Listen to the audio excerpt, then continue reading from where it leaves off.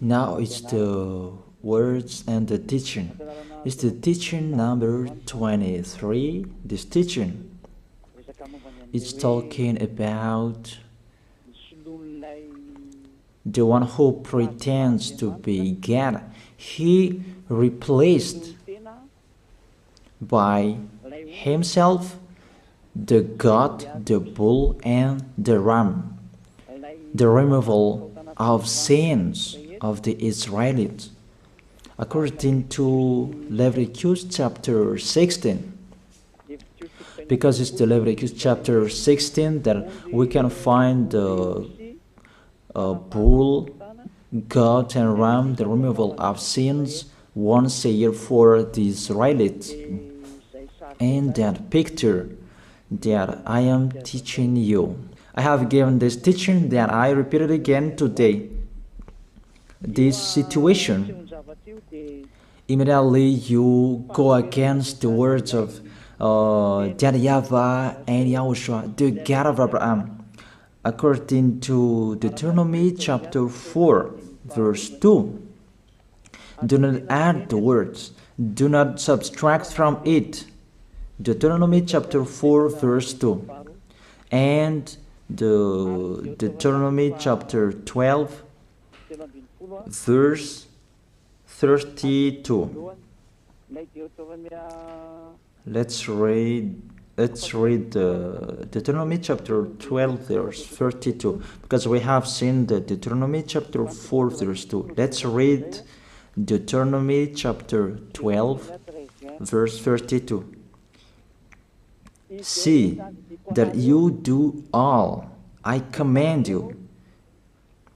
Do not add to it or take away from it. That is the Deuteronomy chapter 12, verse 32. Let me read it again.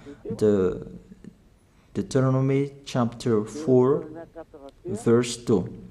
Do not add to what I command you, and do not subtract from it, but keep the commands of YAHVAH your God that I gave you. That word really says, do not add these words, do not subtract from what I gave you. What is the words that you cannot add and you cannot subtract? Let's read the Leviticus chapter 16. What is the law of the removal of the sins of Israelite?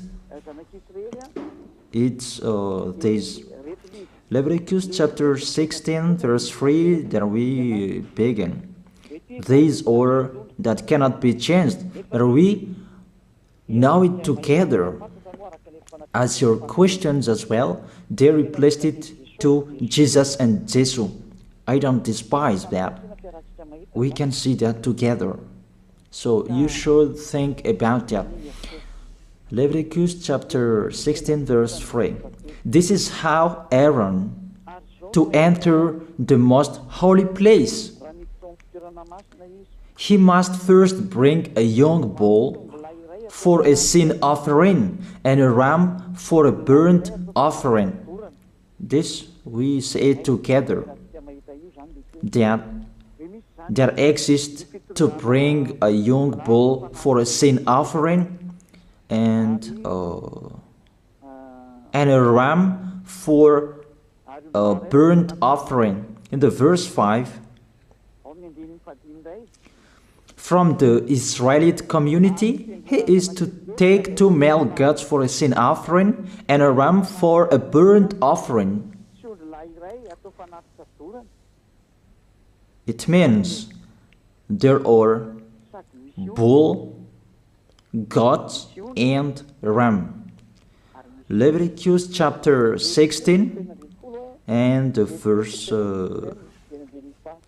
34. This is to be a lasting ordinance for you. Atonement is to be made once a year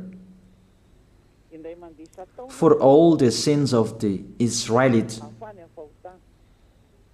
That is already in the verse 34. That's it. This is to be a lasting ordinance. What is the lasting ordinance? To bring God, bull and ram, and they sacrificed them. To be once a year full for all the sins of the Israelites. That is the atonement. That is in the verse 34. This is to be a lasting ordinance for you. Atonement is to be made once a year for all the sins of the Israelites. It's hidden, the passage. So that they can be washed away from their sins. It's really clear, the removal of sins that is made once a year for Israeli, that you cannot add, you cannot subtract from it, that you offer a bull, goat and ram, you cannot replace it. You cannot replace it to Jesus and Jesus. It's a lasting ordinance. If you observe the 10 Commandments, it's bull, goat and ram that you bring if you want to be washed away from your sins. That is it. That what's happening according to church leaders, that we don't know what do they mean, but they dare remove these words and they put Jesus and Jesus in this situation to replace the God, bull and the ram. And it's they who say that. We can see that together, Jesus and Jesus, they broke the law. And if it's a lawbreaker, you are a team worker with the devils, because devils, they have been sinning from the beginning. And to sin, it means you break the law. So we have proof that Jesus breaks the law here. Let's read it according to 1 John chapter 3.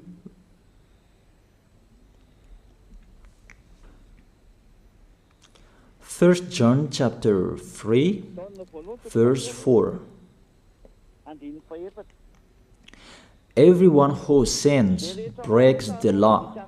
In fact, sin is lawlessness. It's really clear. In fact, sin is lawlessness. If you break the law, you are sinners. It's clear here that Jesus and Jesus, they are sinners because they break the law. We can see it together because he took the place of the lamb and he stayed in that role. That's why all believers, they observe 10 commandments, blood, Jesus and Jesus. Open your eyes with this passage that I show you. Think about that. It's enough, the deception that this fake God did to you. It's really too much. It depends on if you still keep listening to them, or you will be conscious that it's really fake. Many people slander me about this teaching. They cannot support the truth, but it depends on each of you. And you who want to be baptized, and you are going to be baptized, I tell you, don't listen to the slander. Those are fake. Eliah's words is simple. Those are fake. Those are lies. To take people away from their sins is the one who can't sin anymore. The one who is not a sinner anymore, that can't do that. It's really impossible that the leader is a sinner, that their believers are taken away from their sins. That doesn't exist in the Holy Scripture. That what is in your book? Good trees produce good fruits, and bad trees produce bad fruits. That good trees will never produce bad fruits, and bad fruits will never produce good fruits. It's only good trees who can produce good fruits. So if the ambassador of Yahushua, Ziyadiyah, Elia, can take people away from their sins, he is good. That's what it means. If people who are with him can or taken away from their sins, it's really the ambassador of Yahushua who is not a sinner, and there is no sins in him. So with this baptism, there are many people who slander. So I give an instruction, don't listen to that. Those are fake. They just pray that so that you will not enter the goodness of Yahushua. So don't follow that. That is not a slander. We have seen it together. I have given you the words. You have listened together. We have watched it together. Did Jesus and Jesus do the good thing? If we look at the book of Moses, the God of Abraham really said, do not add and subtract my words. So you cannot put Jesus and Jesus in the Leviticus chapter 16. That you say that he replaced the sacrifice because you observe the 10 commandments, and you say that through him that you can be washed away from your sins. That's not fair.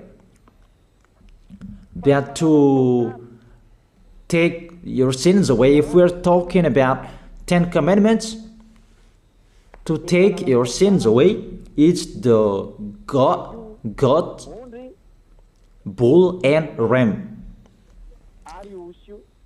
Those are those to remove your sins. Why did this church leader enter this terrible situation? Because it's really to break the law. To break the law, they just go against the Leviticus chapter 16. They just go against it. And they replaced to the false God.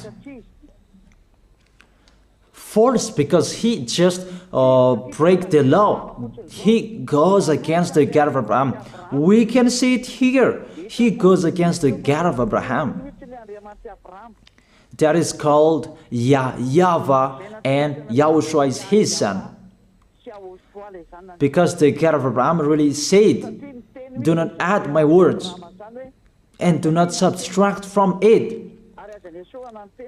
Keep, that is the law of your God, and that order. You cannot add, you cannot subtract, and you cannot touch. You cannot change the Leviticus chapter 16, because through that you can be washed away from your sins. But no one says that church and priest and pastor to observe the 10 commandments, they must do that sacrifice by offering bull, goat, and ram. That we can see together. None of them do that. Even the 10 commandments they observe. It means they break the law, but they really remove the Leviticus chapter 16, but they replace to Jesus and Jesus. It means you go against the words of the God of Abraham. And will you accept that? Will you accept that it's true what you are doing? Who are you looking for? Is it the God of Abraham that you want to worship? But if it's the God of Abraham that you want to worship, you don't change the Leviticus chapter 16, that you restore the Leviticus chapter 16. That will you do that? And can you do that? The answer, you will not do that. Even through that way that you can be washed away from your sins. So if through that way that you can be washed away from your sins, it means you have to do that. This is the danger thing, that how they did, how they put Jesus in the Leviticus chapter 16. It means it's not the God of Abraham you are worshiping. But if it's the God of Abraham that you worship, he didn't change these words, because he said, do not add and do not subtract from it. And today you dare changing it. Let's check it in Psalm chapter 40. What is the reason that these church leaders stopped the Leviticus chapter 16 and they put Jesus and Jesus in it? They replaced those things to Jesus and Jesus. And let me tell you, this is the reason, and they cannot go against that. They cannot deny that. But if they don't know, you should learn. Don't do foolishness anymore. Elia is teaching you. If you want to save your spirit, but if you don't want to save your spirit, you're going to face the consequences. Let's read it in Psalm chapter 40, verse 6 to 8. Psalm chapter 40, verse 6 to 8. Sacrifice and offering you did not desire, but my ears you have opened. That I can hear well that I don't need sacrifice and offering and all around that anymore. Burnt offerings and sin offerings you did not require. Here, those are not required anymore. According to this passage, Leviticus chapter 16 is destroyed. And because it's one covenant, you cannot enter it anymore because it's destroyed. You cannot add, you cannot subtract from it. And if you cannot enter it according to the word saying you cannot add and you cannot subtract, the God of Abraham didn't allow you to do the offerings anymore. The logical thing, you cannot enter it anymore, because if you still in it, you make yourself sinners forever, and sinners cannot enter the heaven of heaven, the evil doers. Obviously, it's really forbidden to observe 10 commandments, because it's really the way that you can be with that YAHVAH that is blocked, because you become sinners forever. There is no offering to take your sins away anymore. So it's a foolishness to enter in this situation.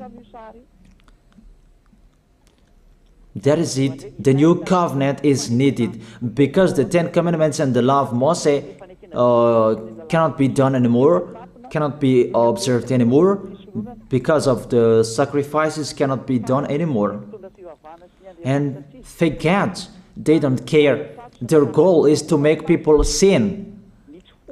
And they entered in this Leviticus chapter 16, and it's the false God who replaced by himself the bull, goat, and ram. And there was the question about, because of the book of Psalm, that's why they put Jesus in the book of Leviticus. You see, I don't speak something that doesn't make sense. And I don't accuse you that that's what they are doing. And that is it, how it was stopped. And it's really justified in the book of Isaiah chapter 66 verse 3. Those who sacrifices like those who worships an idol. But whoever sacrifices a bull is like one who kills a person, and whoever offers a lamb is like one who breaks a dog's neck. That is really terrible, that if you offer a lamb, it's like the one who breaks a dog's neck. Whoever makes a grain offering is the one who presents pig's blood. That cannot be done. And whoever burns a memorial incense is like one who worships an idol. So here, the offering is all closed and stopped. That's why church leader, fake gods, they entered the Leviticus chapter 16. They don't see with their eyes that it cannot be added and it cannot be subtracted from it. They don't know these words. They are waiting for Eliah. That's why Eliah restored the true word. This or the true word. If you want to be saved and follow me, follow Eliah. But the term to follow Eliah that people cannot support. And what else will I say? Will you follow who? Even all of you or sinners, you do your foolishness. Will you follow sinners to go to hell? Why don't you follow Eliah to be someone who never sinned if you are with him? What is the problem with that? If it's about jealousness, that's not fair. But if you're looking for God, you are really happy to hear me. If you're looking for the God of Abraham, you are happy to hear me. You are really dancing at home there. Thank you, Eliah, the ambassador of Yahushua. That's what I am waiting for. You should say that with your mouth, not to add your anger, not or just to hate me. It's really the words that is full of love that I gave you to save you. Your salvation, know how to listen to. And they continued in the verse 7. Psalm chapter 40 verse 7. Then I said, here I am, I have come, it is written about me in the scroll. Verse 8. I desire to do your will, my God. Your law is within my heart. And they took these words and they said that they say these words, the scroll, and they say that it is Son of the Most High is in the 10 Commandments. Yahushua is his name. They put in the 10 Commandments the Son of the Most High, but yours is Jesus in the wrong way. You put your Jesus in the 10 Commandments, but Yahushua will never enter that because that's really forbidden. It's really prohibited. But the meaning of this scroll that Yahushua said, it's talking about his story in the Sefer Torah of Jews. The Sefer Torah of Jews talked about him. Let's read that. This scroll. That doesn't mean that he entered the Leviticus chapter 16. That's really forbidden. But it's the word that was talking about him. Let me give you the words saying that according to Luke chapter 24. Luke chapter 24 verse 44. He said to them, this is what I told you while I was still with you. Everything must be fulfilled that is written about me in the law of Moses, the prophets, and Psalms.